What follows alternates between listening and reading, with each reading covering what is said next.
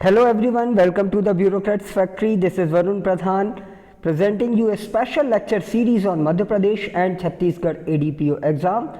Previous session में हमने destruction of public properties act को डिस्कस किया था. आज हम जिस एक्ट को डिस्कस करने वाले हैं वो है unlawful activities prevention act which is popularly known as UAPA act. ये एक्ट थोड़ा सा लंबा है, बहुत सारे सेक्शंस इसमें हैं, इसलिए हम इस एक्ट को पार्ट्स में कवर करेंगे. ये इस सीरीज़ का फर्स्ट लेक्चर है. फर्स्ट पार्ट में हम सेक्शन 1 से 9 तक कवर करेंगे.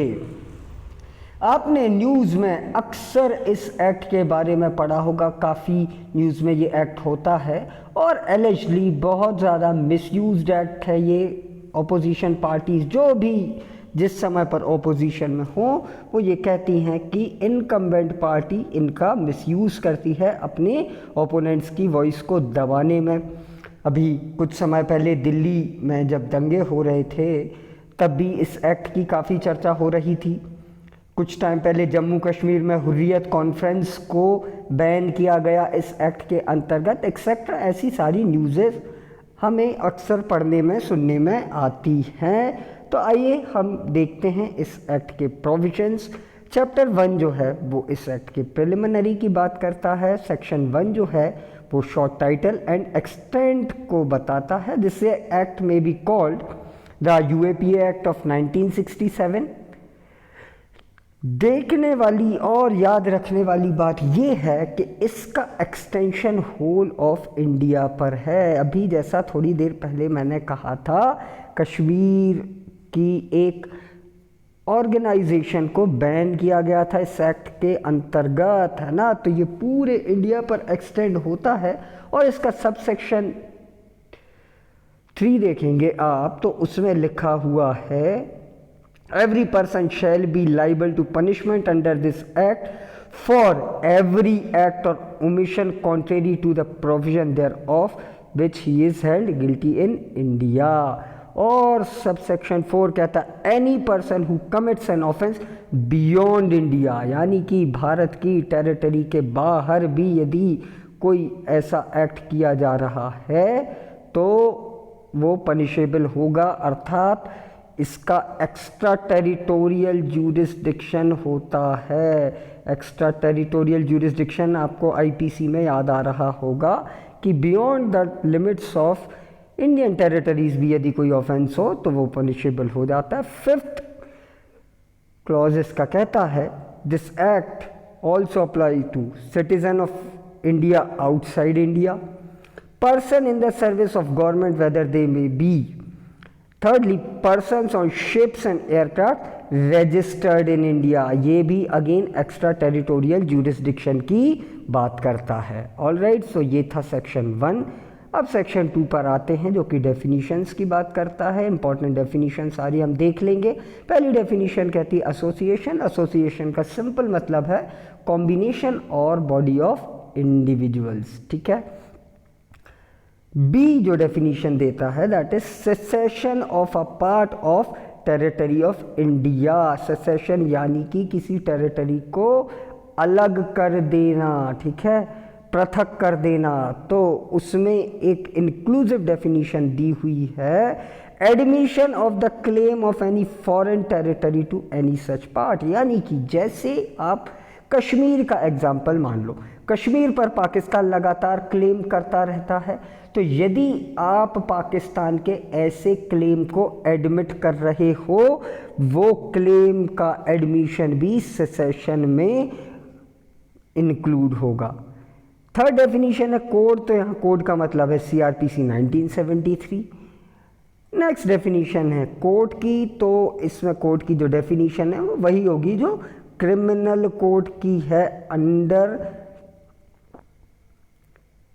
सेक्शन 11. कोई स्पेशल कोर्ट यदि बनाई गई है या फिर सेक्शन 21 ऑफ NIA एक्ट 2008 में कोई स्पेशल कोर्ट बनाई गई है तो वो सब कोर्ट की डेफिनीशन में यहाँ कवर अप हो जाएंगी. All right.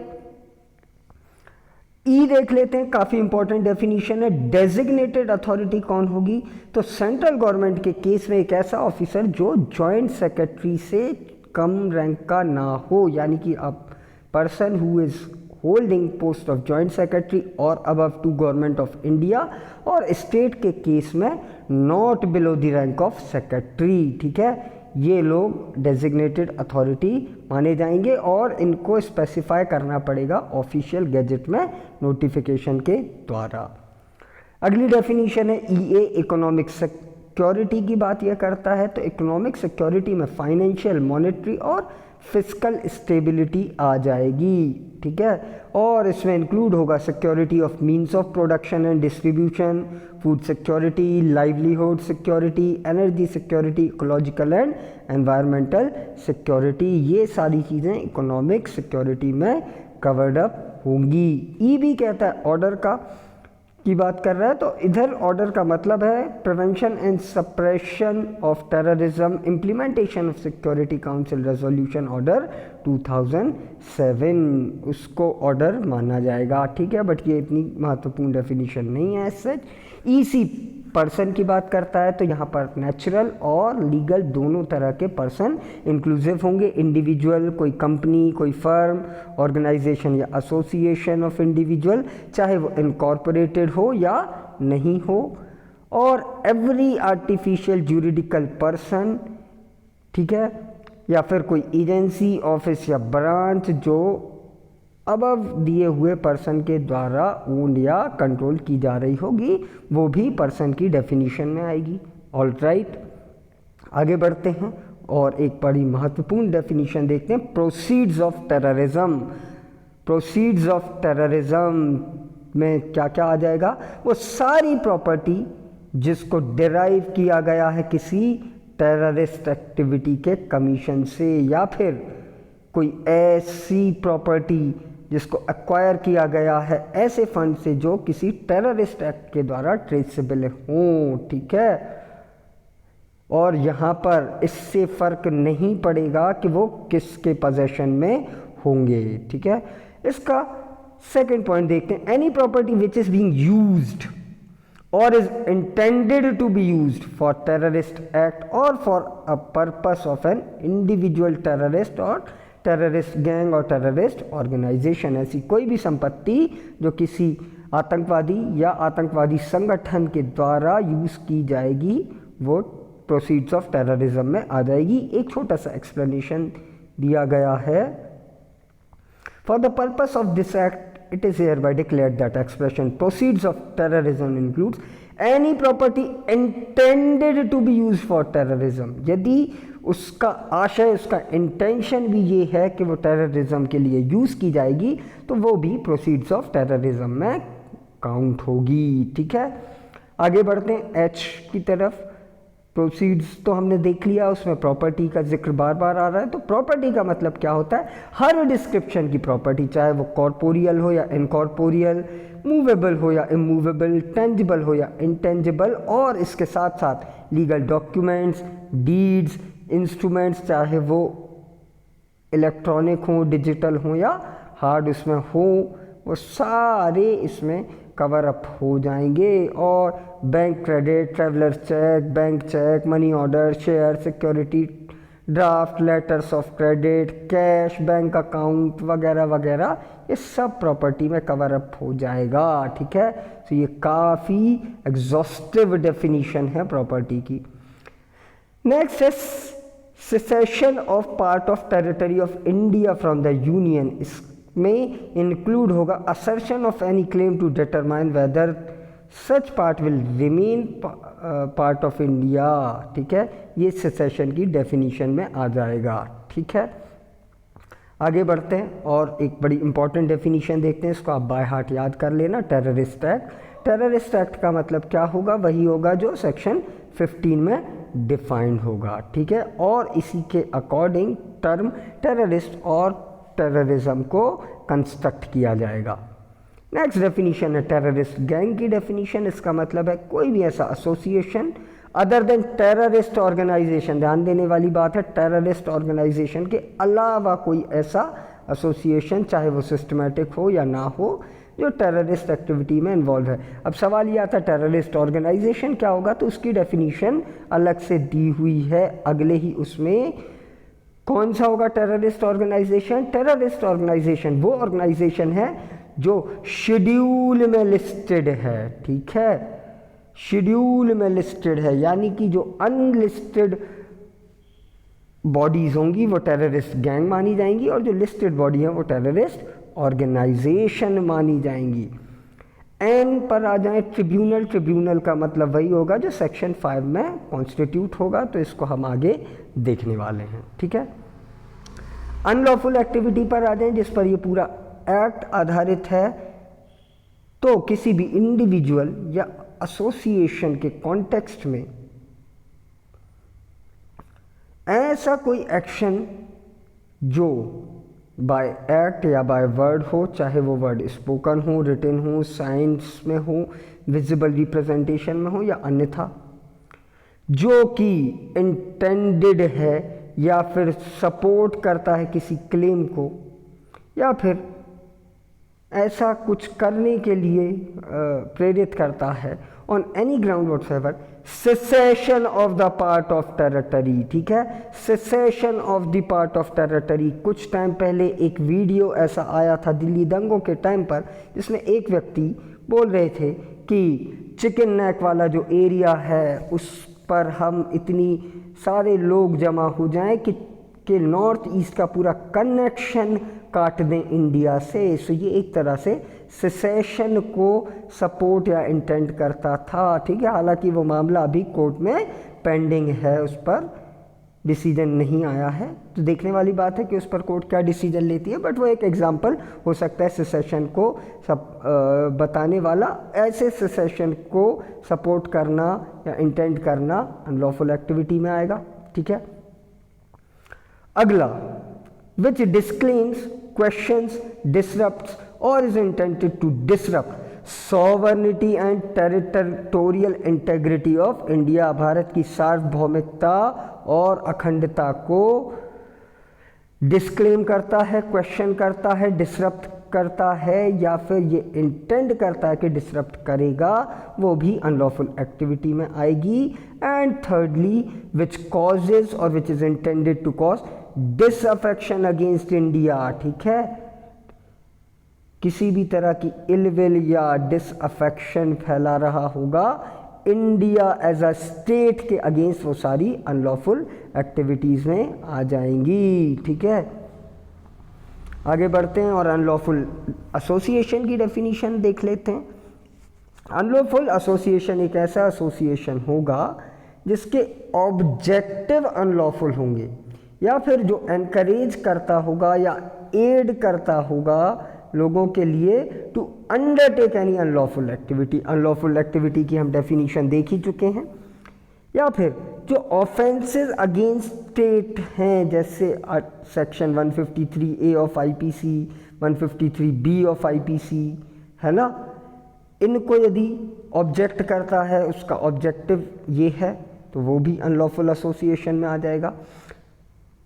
अगली डेफिनेशन है words and expressions used but not defined in this act and defined in the code shall have the same meaning respectively assigned to them in CRPC, यानी कि कोई word ऐसा जो इस एक्ट में use किया गया है लेकिन डिफाइंड नहीं है, तो जो उनका मीनिंग CRPC में होगा वही मीनिंग कंस्ट्रक्ट किया जाएगा। ये था हमारा डेफिनेशन क्लॉज। आगे बढ़ते हैं चैप्टर 2 अनलॉफुल एसोसिएशंस के बारे में ये प्रोविजन देता है। सेक्शन 3 कहता है declaration of an association as unlawful, ठीक है, अनलॉफुल एसोसिएशंस की ये बात कर रहा है। तो ये पावर दिया हुआ है सेंट्रल गवर्नमेंट को। प्रिलिमिनरी में ये एक इंपॉर्टेंट क्वेश्चन बन सकता है, किसके पास पावर है? सेंट्रल गवर्नमेंट के पास पावर है। So if central government is of opinion that an association is or has become an unlawful association, it may by notification in the official gazette declare such association to be unlawful। तो यहाँ से question यही बनेगा कि किसके पास ये power है declaration का? सेंट्रल गवर्नमेंट के पास है, स्टेट गवर्नमेंट्स के पास ये पावर नहीं है। सब सेक्शन 2 कहता है every such notification shall specify the grounds on which such opinion is made, ठीक है। लेकिन इसका एक प्रोविजो ये कहता है कि यदि सेंट्रल गवर्नमेंट को ये लगता है कि पब्लिक इंटरेस्ट में ये डिस्क्लोजर नहीं होना चाहिए या ये डिस्क्लोजर जो है पब्लिक इंटरेस्ट के अगेंस्ट है, तो वो नहीं डिस्क्लोज करे तो भी चलेगा। ये बात इसका प्रोविजो कह रहा है।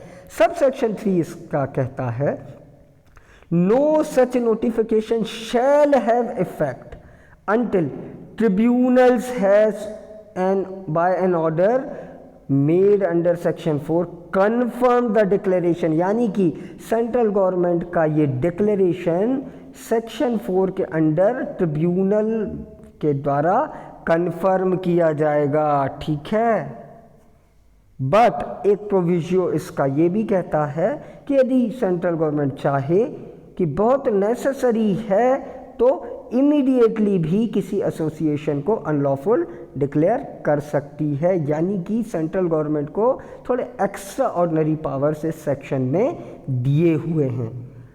ठीक है, सब सेक्शन 4 पर आ जाएं। सब सेक्शन 4 कहता है every such notification shall in addition to its publication in the official gazette be published in not less than 1 daily newspaper having circulation in the state, यानी कि जिस स्टेट से वो association belong करता है उस स्टेट में सर्कुलेट होने वाले न्यूज़पेपर में पब्लिश करना पड़ेगा। ठीक है, उस मैनर में जिसमें सेंट्रल गवर्नमेंट को फिट लगे कि है ना, और ऑल या any of the following mode को अडॉप्ट करना पड़ेगा। वो सारे मोड जिनमें समन सर्व की जाती है लगभग वही मोड है।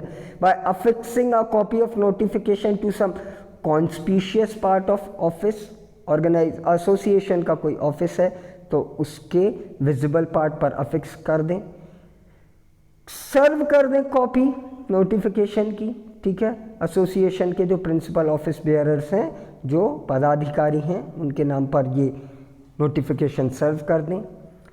प्रोक्लेमेशन कर दें बाय बीटिंग ऑफ ड्रम्स या फिर लाउड स्पीकर्स के द्वारा या फिर कोई अन्य मैनर, यानी कि वो सारे मैनर जिनमें एक समन सर्व की जाती है लगभग वे ही मैनर्स यहाँ पर होंगे। ऑलराइट, अब आ जाते हैं सेक्शन 4 पर। सेक्शन 4 के बारे में जिक्र हमने प्रीवियस सेक्शन में किया था कि यदि सेंट्रल गवर्नमेंट को लगता है कि किसी और एसोसिएशन को अनलॉफुल डिक्लेयर करना है तो वो कर सकती है, लेकिन इस नोटिफिकेशन को कन्फर्म कराना पड़ेगा ट्रिब्यूनल से। ट्रिब्यूनल कौन सी होगी? जो सेक्शन 5 में कॉन्स्टिट्यूट हो रही होगी।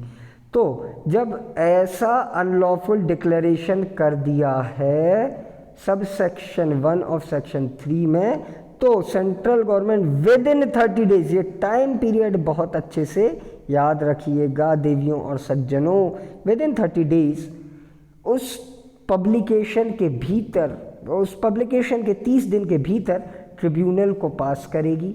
ठीक है, ट्रिब्यूनल क्या करेगी? जब उसको रिसीट हो जाएगी ऐसे किसी रेफरेंस की, तो उसके 30 डेज के विद इन वो डिक्लेयर करेगी कि एसोसिएशन आए और आकर ये शो कॉज करे, ये कारण बताए कि क्यों उसे अनलॉफुल डिक्लेयर नहीं किया जाना चाहिए। कुल मिलाकर sub section 2 principle of natural justice की बात करता है। ऑडी ऑल्ट्रम पार्टम, पर्सन को एक रीजनेबल अपॉर्चुनिटी या एसोसिएशन को रीजनेबल अपॉर्चुनिटी देगा विद इन 30 डेज। उससे पूछेगा कि आप बताइए क्यों आपको अनलॉफुल डिक्लेयर ना किया जाए। ठीक है, उसके कॉज जो होंगे, जो कारण बताए जाएंगे, उनको कंसीडर करेगा। ठीक है, और फिर ट्रिब्यूनल होल्ड कराएगा एक इंक्वायरी। ठीक है, वो इंक्वायरी जो सेक्शन 9 में मेंशन होगी। ठीक है, और ज़रूरत पड़ने पर कुछ फर्दर इन्फो भी मांग सकती है। और फिर इस इंक्वायरी के बाद या फर्दर इन्फो मांगने के बाद वो डिसाइड करेगी ट्रिब्यूनल कि क्या एक सफिशिएंट कॉज है या नहीं इस एसोसिएशन को अनलॉफुल डिक्लेयर करने का, और जितने जल्द से जल्द हो सके वो करेगी, लेकिन with in period of 6 month. ठीक है, 6 महीने के भीतर। 6 महीने के भीतर ये करना पड़ेगा, ठीक है। अब जो ऑर्डर आएगा ट्रिब्यूनल का, अगेन उसको भी पब्लिश कराना पड़ेगा ऑफिशियल गैजेट में। ये एक प्रोसीजर दिया हुआ है। तो सिंपल प्रोसीजर है भाई, सेंट्रल गवर्नमेंट डिक्लेयर करेगा एक एसोसिएशन को अनलॉफुल।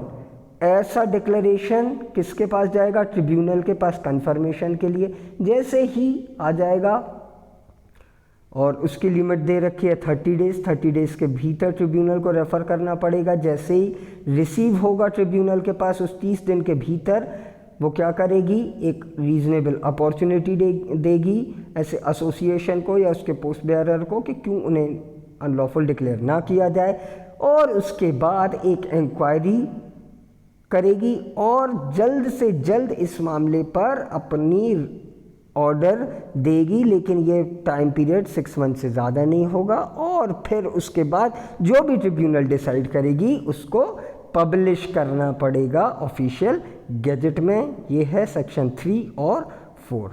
अब आ जाते हैं सेक्शन 5 पर और देखते हैं कि ट्रिब्यूनल आखिर होगा क्या। तो इस ट्रिब्यूनल को अपॉइंट कौन करेगा या इसको कॉन्स्टिट्यूट कौन करेगा? तो again central government. Central government कैसे कॉन्स्टिट्यूट करेगा? बाय नोटिफिकेशन, ठीक है। और इस ट्रिब्यूनल को किस नाम से जाना जाएगा? अनलॉफुल एक्टिविटी प्रिवेंशन ट्रिब्यूनल, ठीक है। इसमें कौन होगा? एक व्यक्ति होगा, ठीक है। सिंगल पर्सन ट्रिब्यूनल ये होगी। इस व्यक्ति को कौन अपॉइंट करता है जी? सेंट्रल गवर्नमेंट ऑफ कोर्स, ठीक है। लेकिन ऐसा व्यक्ति कौन होगा? जज ऑफ अ हाई कोर्ट, ठीक है। कम से कम जज ऑफ अ हाई कोर्ट होना इसकी एलिजिबिलिटी है, ठीक है। सब सेक्शन 2 पर आते हैं। For any reason a vacancy other than temporary absence, temporary absent हैं, छुट्टी पर गए हैं, बीमार हैं, एक्सेट्रा, उसके अलावा यदि कोई वैकेंसी है तो एक एडहॉक अरेंजमेंट सेंट्रल गवर्नमेंट कर सकती है। यानी कि कोई कार्यकारी व्यक्ति को ट्रिब्यूनल में अपॉइंट कर दिया जाएगा, ठीक है, तब तक के लिए जब तक वो वैकेंसी फिल नहीं हो जाती, ठीक है। एक टेम्परेरीली एक व्यक्ति को अपॉइंट कर सकती है सेंट्रल गवर्नमेंट। सब सेक्शन 3 पर आते हैं। स्टाफ अवेलेबल कराएगी भाई, जितनी स्टाफ की रिक्वायरमेंट होगी ट्रिब्यूनल के लिए। असिस्टेंट्स जो हैं, टाइपिस्ट हैं, स्टेनोग्राफर हैं, एक्सेट्रा एक्सेट्रा, ऑफिस क्लर्क हैं, ऐसा सारा स्टाफ अवेलेबल कराएगी सेंट्रल गवर्नमेंट ट्रिब्यूनल के लिए। ये कहता है सब सेक्शन 3, कुछ खासा काम का सेक्शन नहीं है। 4 पर आ जाए। 4 थोड़ा सा इंपॉर्टेंट सेक्शन है। जितना भी एक्सपेंस होगा ट्रिब्यूनल का वो कहाँ से एक्सट्रैक्ट किया जाएगा? कॉन्सोलिडेटेड फंड ऑफ इंडिया से। कॉन्सोलिडेटेड फंड ऑफ इंडिया पर चार्ज किया जाएगा इसका सारा एक्सपेंस, ठीक है। सब सेक्शन 5 पर आ जाएं। सब सेक्शन 5 कहता है subject to the provision of section 9 the tribunal shall have power to regulate its own procedure in all the matters arising out of discharge of its function. यानी कि अपने issues को regulate करने का power tribunal के खुद के पास है। ट्रिब्यूनल खुद रेगुलेट करेगा सारे मैटर्स, ठीक है। सब सेक्शन 6 देखते हैं। सब सेक्शन 6 कहता है the tribunal shall for the purpose of making an inquiry under this act have same power vested in civil code under CPC, ठीक है। कौन कौन से पावर होंगे जी सिविल कोर्ट के इनके पास? Summoning and enforcing the attendance of any witness and examining them on oath, discovery and production of any document, receipt of evidence on affidavit, any public record, issuing of any commission for examination of witness, etc. ये सारे power होंगे, ठीक है। इनको आप एक short उससे याद कर सकते हैं, DICE, dice, D for discovery, I for investigation, C for commission, E for evidence. तो इससे आपको ये सारे पॉइंट्स याद रह सकते हैं, ठीक है। आगे बढ़ते हैं और सब सेक्शन 7 देखते हैं। सब सेक्शन 7 कहता है any proceeding before tribunal shall be deemed to be a judicial proceeding within meaning of section 193 and 228 of IPC, और इन पर्पस के लिए ट्रिब्यूनल एक सिविल कोर्ट माना जाएगा। ठीक है, ये बात सब सेक्शन 7 कहता है सेक्शन 5 का। आगे बढ़ते हैं और सेक्शन 6 की तरफ। Section 6 provides for period of operation and cancellation of notification. कोई ऐसा नोटिफिकेशन सेक्शन 3 में जो इशू हुआ हो सेंट्रल गवर्नमेंट के द्वारा और जिसको ट्रिब्यूनल ने सब सेक्शन 4 के अंडर में कन्फर्म कर दिया हो, तो वो कितने टाइम के लिए फोर्स में रहेगा? 5 साल तक। यानी कि एक एसोसिएशन अनलॉफुल डिक्लेयर किया जा सकता है 5 सालों के लिए। ठीक है, लेकिन सब सेक्शन 2 जो है वो कहता है central government on its own motion or on application of any aggrieved person may cancel the notification issued. यानी कि 5 साल के पहले भी ये नोटिफिकेशन कैंसिल किया जा सकता है, चाहे वो नोटिफिकेशन कंफर्म हो गया हो ट्रिब्यूनल के द्वारा या ना भी हुआ हो, तब भी वो कैंसिल किया जा सकता है। ऑल राइट, तो इसकी लिमिटेशन दे रखी है 5 इयर्स। इस टाइम को आप याद रखिएगा। 7th सेक्शन कहता है power to prohibit the use of fund of an unlawful association. यदि कोई एसोसिएशन अनलॉफुल डिक्लेयर हो गया है और सेंट्रल गवर्नमेंट को इंक्वायरी के बाद ये लगता है कि ऐसे व्यक्तियों के पास कस्टडी है मनी की, सिक्योरिटी की, क्रेडिट की, जो कि इंटेंडेड हैं for use of the purpose of unlawful association.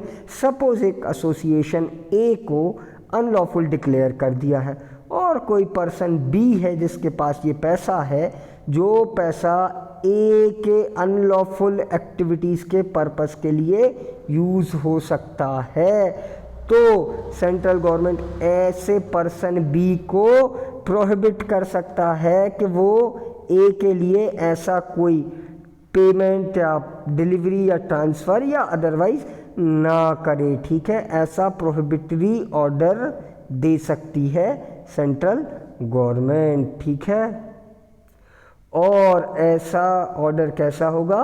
Written में होगा और ऐसे व्यक्ति को सर्व किया जाएगा। ठीक है, ये कहता है सेक्शन 7, यानी कि किसी व्यक्ति को ऐसे अनलॉफुल एसोसिएशन को किसी भी तरह का पेमेंट करने से, डिलीवरी ऑफ प्रॉपर्टी करने से, ट्रांसफ़र करने से रोका जा रहा है। इसका सबसेक्शन 2 कहता है central government may endorse a copy of prohibitory order made under subsection 1 for investigation to any gazetted officer of the central government. ठीक है, सेंट्रल गवर्नमेंट के किसी भी गेजेटेड ऑफिसर को ये इस तरह का प्रोहिबिटरी ऑर्डर एंडोर्स कर सकता है और ये कॉपी जो होगी वारंट के बराबर की वैल्यू रखेगी। यानी कि ऐसा गेजेटेड ऑफिसर एंटर कर सकता है किसी भी ऐसे व्यक्ति के प्रेमाइस में, उनकी बुक्स अकाउंट्स को एग्ज़ामिन कर सकता है, पैसे की सर्च कर सकता है, सिक्योरिटी या क्रेडिट की सर्च कर सकता है, या फिर कोई अन्य तरह की इंक्वायरी कर सकता है। ठीक है, ये सारी बातें सबसेक्शन 2 कह रहा है। ठीक है, सब सेक्शन 3 कहता है a copy of an order made under this section shall be served in the manner provided in the code. कौन सा code? CRPC, code of criminal procedure, जिसमें समन के जैसे सर्विस की जाएगी। कोई भी ऑर्डर इस सेक्शन में समन के जैसे सर्व किया जाएगा, या फिर कोई यदि ऐसा पर्सन जो है वो कॉरपोरेशन, कंपनी या बैंक या एसोसिएशन है, तो ऐसे कंपनी, बैंक या एसोसिएशन के सेक्रेटरी या डायरेक्टर या अन्य किसी अधिकारी को ये सर्व कर दिया जाएगा इस तरह का प्रोहिबिटरी ऑर्डर। ठीक है, तो ध्यान रखिएगा कैसा मैनर होगा? सर्विस ऑफ समन जैसा ही मैनर होगा। और कौन सी वाली समन? CRPC वाली समन। ठीक है, उसके जैसा ये मैनर अडॉप्ट करेंगे। सब सेक्शन 4 इसका कहता है any person aggrieved bye a prohibitory order made under sub section 1 may with in 15 days from the date of service of such order make an application to the court of district judge। किस court में? District जज की court में एक application file करेगा। कौन सी district जज की कोर्ट भाई? जिसमें वो वॉलंटरी डिसाइड करता है या बिजनेस कैरी करता है या पर्सनल गेन के लिए काम करता है, ठीक है। और क्या बताएगा इस एप्लीकेशन में कि भैया जज साहब ये जो पैसा है या ये जो सिक्योरिटी है या ये जो प्रॉपर्टी है it is not intended to be use for purpose of unlawful association, ठीक है। और ये क्वेश्चन कौन डिसाइड करेगा? डिस्ट्रिक्ट जज डिसाइड करेगा। यानी कि एग्रीव्ड पर्सन 15 दिन के भीतर डीजे साहब के पास जाकर ये बता सकता है कि भाई ये पैसा जो है अनलॉफुल एक्टिविटीज़ के लिए, अनलॉफुल एसोसिएशन के लिए इंटेंडेड नहीं था। सब सेक्शन 5 कहता है except so far as in necessary for the purpose of any proceeding under this section no information obtained in course of any investigation made shall be divulged by any gazetted officer of the government without the consent of central government। यानी कि central government की consent लेनी ज़रूरी है, ठीक है, किसी भी प्रोसीडिंग के मामले में, ठीक है। सिंपल सा सेक्शन है, इतना कुछ खासा इसमें नहीं है। सब सेक्शन 6 देखें,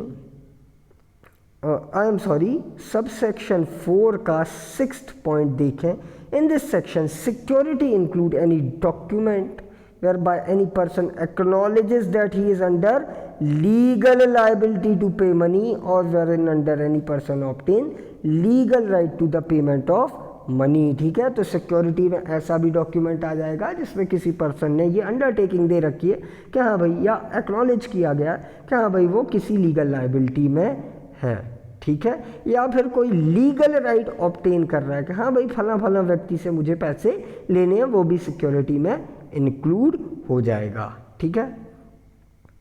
सब सेक्शन 6 कहता है any police officer not below the rank of SI sub inspector or any other person authorised in this behalf by central government may search in person entering or seeking to enter or being or in the notified place and may detain such person for the purpose of searching him। यानी कि कोई area यदि notify कर दिया गया है तो एक SI रैंक का अधिकारी रोक सकता है ऐसे नोटिफाइड एरिया में एंटर होने वाले व्यक्ति को, उसको डिटेन कर सकता है और उसकी सर्च भी कर सकता है। बस एक छोटा सा प्रोविजन ये कह रहा है कि ऐसे नोटिफाइड एरिया में यदि कोई फीमेल एंटर कर रही है तो उसकी सर्च कोई फीमेल ही करेगी। ये तो CRPC में भी प्रोविजन है, ठीक है। सब सेक्शन 7 कहता है if any person is in notified place in contravention of any order made under subsection 4 then without prejudice to any other proceeding which may be taken against him he may be removed therefrom by any officer or by any other person authorized in this behalf। यानी कि कोई person यदि already notified area में तो उसको वहाँ से हटाया जा सकता है किसी भी ऑथोराइज व्यक्ति द्वारा। सब सेक्शन 8 इसका कहता है any person aggrieved by notification issued in respect of a place में within 30 days from date of notification or order, notification या ऑर्डर जो भी होगा, may make an application to court of district जज। Again district जज के पास ये jurisdiction होगा। कौन से डिस्ट्रिक्ट जज भाई? जिनके टेरिटोरियल लिमिट में, जिनके टेरिटोरियल ज्यूरिसडिक्शन में ऐसा प्लेस सिचुएटेड होगा, ठीक है, ऐसा प्लेस सिचुएटेड होगा, उनके ज्यूरिसडिक्शन में ऐसे डिस्ट्रिक्ट जज के पास एप्लीकेशन की जाएगी विद इन 30 days, ठीक है। क्या होगा इस एप्लीकेशन में? या तो ये वो मांग करेगा कि भाई डिक्लेयर कर दीजिए कि प्लेस जो है अनलॉफुल एसोसिएशन के पर्पस से यूज़ नहीं हो रहा है, या फिर ऐसा ऑर्डर या एप्लीकेशन आई एम सॉरी, ऐसा कोई ऑर्डर या नोटिफिकेशन सेट असाइड कर दीजिए। और इसमें भी again principle of natural justice follow होगा। पार्टीज़ को अपॉर्चुनिटी दी जाएगी सुने जाने की, यानी सेंट्रल गवर्नमेंट को भी बुलाया जाएगा और अग्रीव्ड पर्सन को भी बुलाया जाएगा। ठीक है, ये था sub section 8।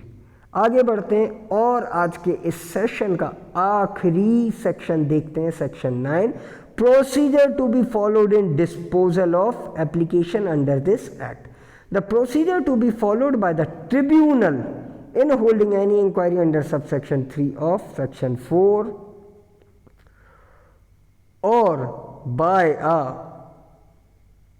court of district judge in disposing any application under subsection 4 of section 7 या subsection 8 of section 8 shall, so far as may be the procedure laid down by Code of Civil Procedure 1908 for investigation of the claims and the decision of tribunal or the court of district judge as the case may be shall be final, यानी कि इनकी appeal नहीं होती है tribunal या district जज के decision की। ठीक है, तो इस सेशन में हमने यूएपीए एक्ट का सेक्शन 1 से 9 तक कवर किया। आई होप ये 9 सेक्शन आपको समझ में आ गए होंगे। यदि इन सेक्शन से रिलेटेड कोई भी डाउट है तो आप कमेंट बॉक्स में कमेंट करके मुझसे पूछ सकते हैं। हम कोशिश करेंगे आपका डाउट क्लियर करने की। अगर आपको ये वीडियो पसंद आया तो इसे लाइक ज़रूर करें। आप हमारे चैनल पर नए हैं तो इसे सब्सक्राइब ज़रूर करें और इसे अपने दोस्तों के साथ जो एमपी या छत्तीसगढ़ एडीपीओ की तैयारी कर रहे हैं उनके साथ शेयर ज़रूर करें। इसका सेकंड पार्ट हम जल्द से जल्द लेकर आएंगे। So thank you for watching this video and thanks for joining this session. Stay tune with us.